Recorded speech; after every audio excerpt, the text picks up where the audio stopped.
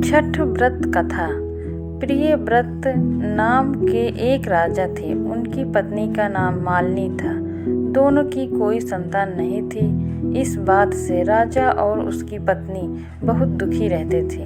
उन्होंने एक दिन संतान प्राप्ति की इच्छा से महर्षि कश्यप द्वारा पुत्रेष्टि यज्ञ करवाया। इस यज्ञ से फलस्वरूप रानी गर्भवती हो गई। 9 महीने बाद संतान सुख को प्राप्त करने का समय आया तो रानी को मरा हुआ पुत्र प्राप्त हुआ।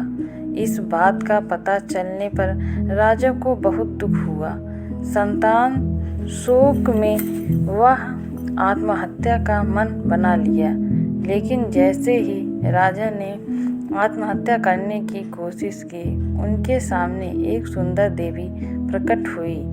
देवी ने राजा को कहा कि मैं छठी देवी हूँ। मैं लोगों को पुत्र का सौभाग्य प्रदान करती हूँ। इसके अलावा जो सच्चे भाव से मेरी पूजा करता है, मैं उनके सभी प्रकार के मनोरथ को पूर्ण कर देती हूँ। यदि तुम मेरी पूजा करोगी तो मैं तुम्हें पुत्र रत्न प्रदान करूँगी।